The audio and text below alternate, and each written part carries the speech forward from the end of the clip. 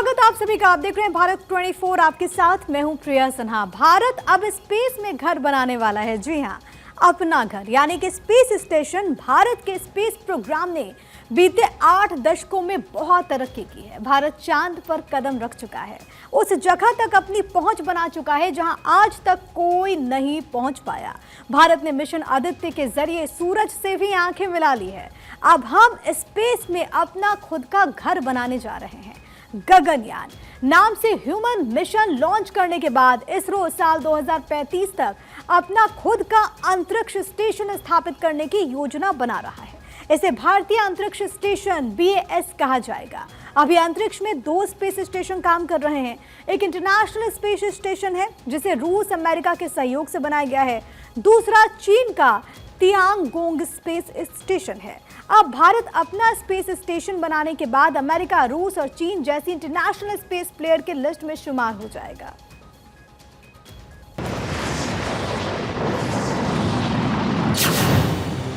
Space में भारत रचेगा एक और कीर्तिमान।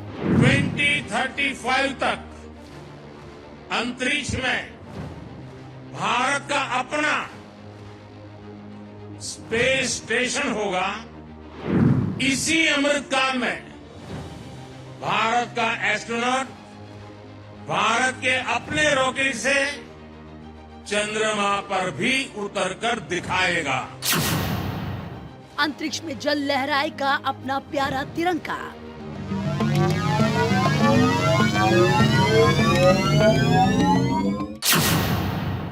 स्पेस स्टेशन के लिए भारत का इंतजार होगा खत्म।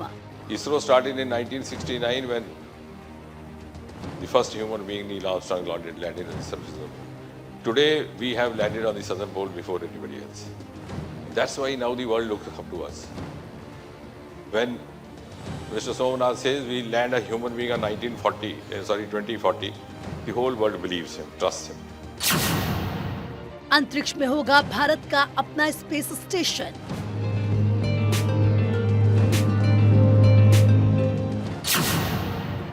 दो 2035 की डेडलाइन पीएम मोदी ने तय कर दी।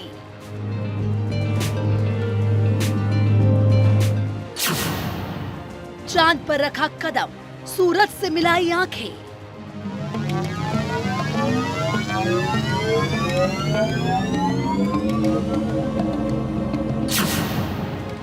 अब स्पेस में अपना घर बनाएगा भारत।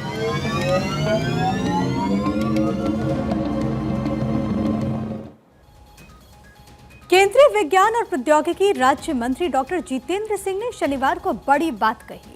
उन्होंने कहा कि 2035 तक भारत का अपना अंतरिक्ष स्टेशन होगा, जिसे भारतीय अंतरिक्ष स्टेशन के नाम से जाना जाएगा। उन्होंने भारतीय अंतरिक्ष अनुसंधान संगठन यानी कि इसरो और जैव प्रौद्योगिकी विभाग यानी कि DBT के बीच एक ऐतिहासिक समझौता ज्ञापन पर हस्ताक्षर के अवसर पर यह घोषणा की है। यानी कि स्पेस में अब इसरो अपना घर बनाने के मिशन में जुट गया है। 2035 में इस स्पेस स्टेशन में एस्ट्रोनॉट्स के रहने के लिए सभी सुविधाएं मौजूद होंगी। स्पेस में मैन मेड स्टेशन में हमारे एस्ट्रोनॉट जाकर रह पाएंगे, रिसर्च कर पाएंगे। So these two departments have earned milestones and they have also remained consistent. And that has been possible because of an enabling support we got from the Prime Minister and his government.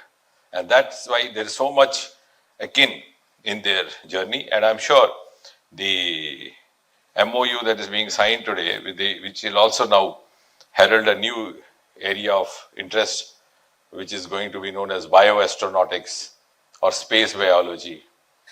As he was saying, many astronauts will now be coming to the biotechnology department and many biotechnologists will be going into space. ISRO started in 1969 when the first human being, Neil Armstrong, landed on the surface of the moon. Today, we have landed on the southern pole before anybody else. That's why now the world looks up to us. When Mr. Somnath says we land a human being on 2040, the whole world believes him, trusts him. इस statement का भारत के लिए कितना महत्व है, इसका अंदाजा इस बात से लगा सकते हैं कि भारत में 2035 से एक नए युग की शुरुआत हो जाएगी, जहां रिसर्च के लिए हमें दूसरे के स्पेस स्टेशन का इस्तेमाल नहीं करना पड़ेगा। यानी कि 2035 के डेडलाइन से ये तय हो गया कि विकसित होते भारत की धमक अंतरिक्ष में भी सुनाई देगी। जो MOU साइन किए गए हैं उसकी रूपरेखा भी आपको समझना जरूरी है। अब स्पेस स्टेशन से क्या होगा वो आप जरा समझिए ग्राफिक्स के माध्यम से। अर्थव्यवस्था में इससे तेजी आएगी, पर्यावरण और रोजगार को इससे बढ़ावा मिलेगा, जैव प्रौद्योगिकी में परचम लहराएगा, माइक्रोग्रेविटी रिसर्च हो पाएगी, स्पेस बायोटेक्नोलॉजी में मदद मिलेगी, space bio manufacturing, bio astronautics, space biology, ये तमाम ऐसी चीजें हैं जिसको काफी ज्यादा बल मिलेगा। अब इन क्षेत्रों में रिसर्च के मामले में हम दूसरे विकसित देशों से बराबरी कर पाएंगे। सार्वजनिक निजी भागीदारी में भारत स्पेस रिसर्च में नए कीर्तिमान हासिल करने में कामयाब हो जाएगा। भारत के इस नए कदम से अंतरिक्ष स्टार्टअप की संख्या में जबरदस्त वृद्धि हुई है। लगभग 300 स्टार्टअप अब अंतरिक्ष अर्थव्यवस्था में योगदान दे रहे हैं।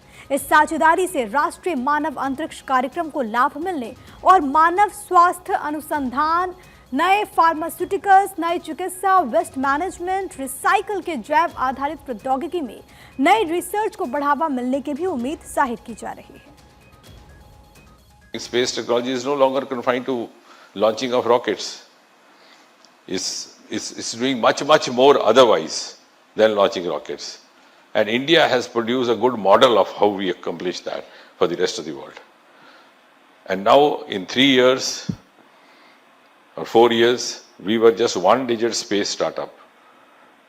Today we are close to 300, almost 300, just in 3 years.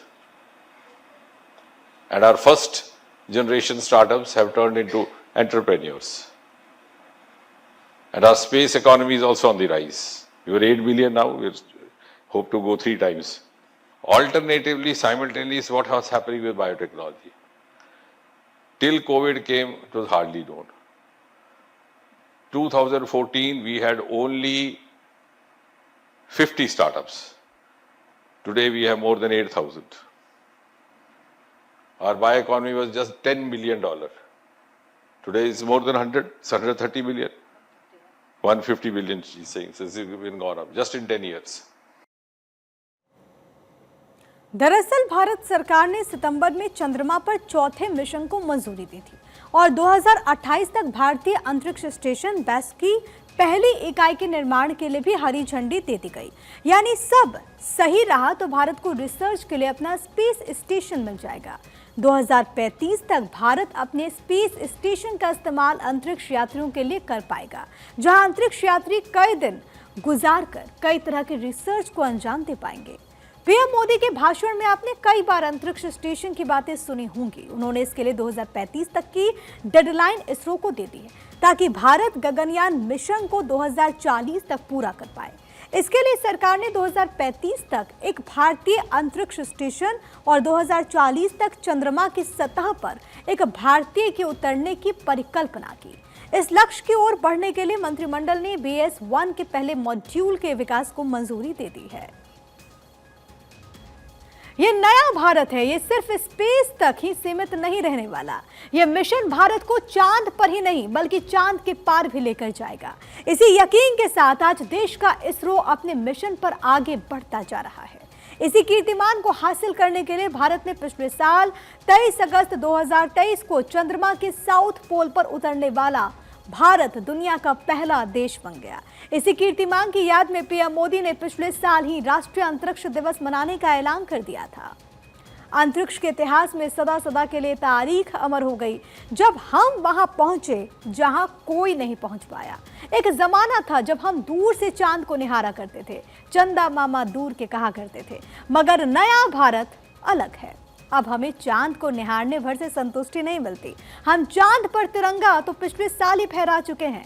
अब बारी है चांद पर चहलकदमी करने की। अब वो दिन दूर नहीं जब हम चांद की मिट्टी लेकर यहाँ आएंगे। तैयारियां लगभग पूरी हो चुकी हैं, लेकिन चंद्रमा पर हम यूं ही नहीं पहुंच गए हैं। इसके लिए 3 कोशिशें करनी पड़ी थी। अब चांद हमारा है और कुछ ग्राफिक्स के जरिए आपको बता देते हैं कि भारत ने कब कब प्रयास किए। साल 2008 चंद्रयान 1 चांद पर हमने पानी ढूंढा। इसके बाद साल 2019 चंद्रयान 2 के जरिए हम चांद के करीब पहुंचे, लेकिन लैंडिंग नहीं हो पाई। 2023 चंद्रयान 3 और चंद्रमा के दक्षिणी ध्रुव पर भारत की हुई सफल लैंडिंग। ये बताता है कि किस तरीके से असफलताओं से भी हमने हार नहीं माना और मेहनत के साथ आगे बढ़ते गए और इसके बाद हम सफल हुए। अंतरिक्ष की अनंत दुनिया में भारत अभी लंबा सफर तय करेगा। इसके लिए इसरो पूरी तत्परता के साथ जुटा है। पिछले साल जो सफलता हमने हासिल की अंतरिक्ष स्पेस स्टेशन पर 2035 में हमारे एस्ट्रोनॉट चहलकदमी करने वाले हैं। यह सिलसिला यही रुकने वाला नहीं, अभी तो गगनयान भी बाकी है, साथ ही चंद्रयान 4 भी बाकी है।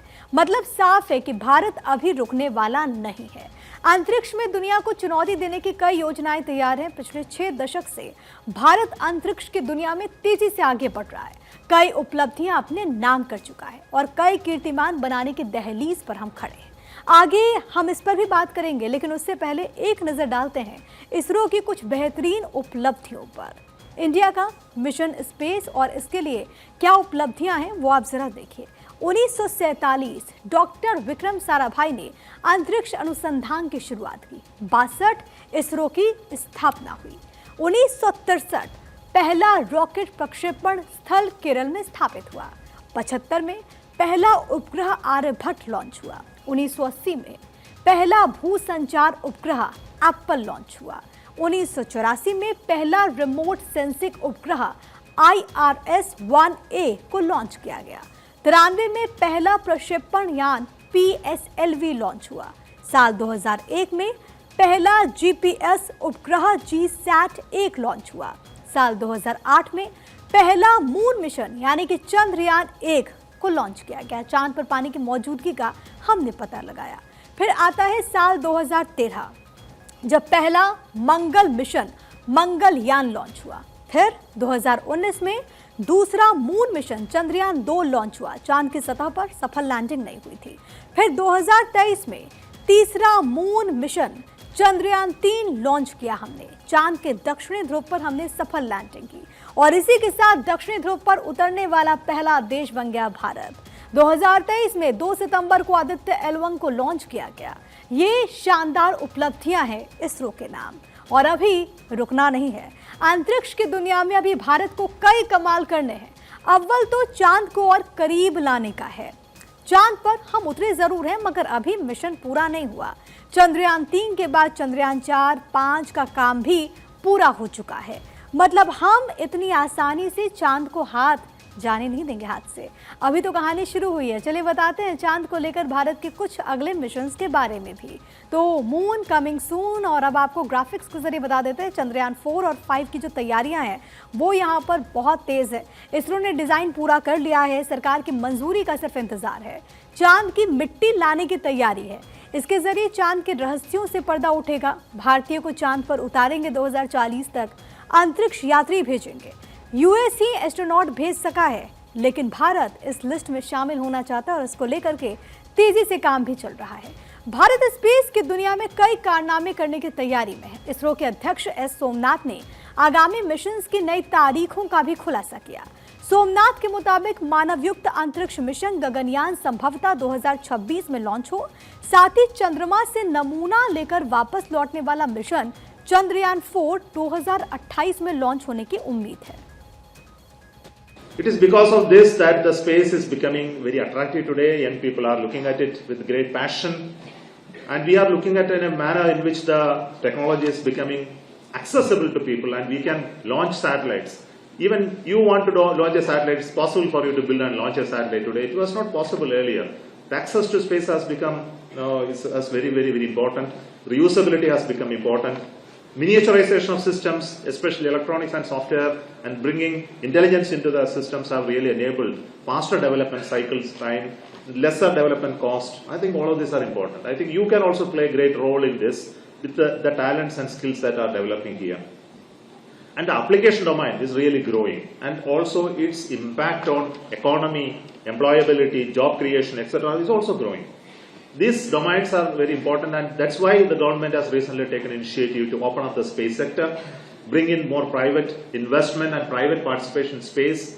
It's a domain that cannot be kept, controlled and regulated. Of course, there is some knowledge need to be controlled and regulated, but the application domains, doing work, creating value in this, has to get out of those walls that have been covering the space systems. I think this is something which is. साथ ही साथ उन्होंने ये भी बताया कि Bharat US संयुक्त NISAR mission को अगले साल के लिए निर्धारित किया गया है। मिशन गगनयान तैयार है। चलिए आपको बताते हैं भारत का मिशन गगनयान किन मायनों में खास होने जा रहा है। तो आपकी टीवी स्क्रीन पर अब ग्राफिक्स के जरिए आपको समझाने वाले हैं। अंतरिक्ष में गगनयान भेजेगा भारत। 2028 में अंतरिक्ष में जाएगा ये गगनयान। इतिहास रचने की तैयारी में इस वक्त हिंदुस्तान है। अंतरिक्ष में इंसानों को भेजेगा भारत। IAF के 4 पायलट्स को भेजा जाएगा। इंडियन एयरफोर्स के 4 पायलट्स होंगे। ऐसा करने वाला चौथा देश बन जाएगा भारत। यूएस, सोवियत संघ, चीन ही कामयाब हुए हैं। गगनयान की लागत 90 अरब रुपए है और इसको लेकर के तेजी से कार्य चल रहा है। स्पेस के क्षेत्र में भारत एक बहुत बड़ा ग्लोबल कॉमर्शियल हब बनने जा रहा है। अब हमारे मिशन टेक्नोलॉजी की दृष्टि से और अधिक चैलेंजिंग होगी। हम चंद्रमा की सतह से सैंपल जुटाएंगे और उन्हें पृथ्वी पर वापस लेकर के आएंगे। 2035 तक अंतरिक्ष में भारत का अपना स्पेस स्टेशन होगा। इसी अमृतकाल में भारत का एस्ट्रोनॉट भारत के अपने रॉकेट से चंद्रमा पर भी उतरकर दिखाएगा कि आने वाले 10 वर्षों में भारत की स्पेस इकोनॉमी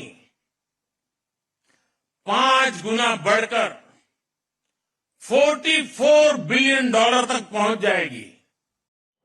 तो अंतरिक्ष में इंसानों को भेजना ये किसी सपने के सच होने जैसा होगा। भारत ने जिन 4 जाबाजों को इसके लिए चुना है, अब हम आपको उनसे मिलवाने जा रहे हैं। तो ये 4 जाबाज जो कि गगनयान के यात्री होंगे, उनके बारे में आप जरा जान लीजिए। प्रशांत बालाकृष्णन, ग्रुप कैप्टन वायुसेना। इसके अलावा दूसरा नाम है Ajit Krishnan, group captain Indian air force. Angad Pratap, ये भी ग्रुप कैप्टन है। शुभांशु शुक्ला, ये विंग कमांडर है इंडियन एयरफोर्स के। अभी तो कमाल शुरू ही हुआ है। इसरो कई कीर्तिमान रचने की तैयारी में है और मोदी सरकार इसके लिए पूरा सहयोग भी कर रही है। ये नए जमाने का भारत है जो दुनिया के साथ साथ स्पेस में भी अपनी धमक बढ़ा रहा है। चांद हो या सूरज हो या फिर आकाश गंगा के रहस्यों पर से पर्दा उठाना, भारत एक के बाद एक कामयाबी के झंडे गाड़ रहा है। पूरा देश इसरो की उपलब्धियों का गुणगान कर रहा है। चंद्रयान 3 के बाद अब चंद्रयान 4 और 5 का इंतजार है। इतना ही नहीं, पीएम मोदी ने यह भी कह दिया कि 2035 तक भारत का अपना स्पेस स्टेशन होगा। 2040 तक चांद पर भारतीय अंतरिक्ष यात्री का पदार्पण होगा।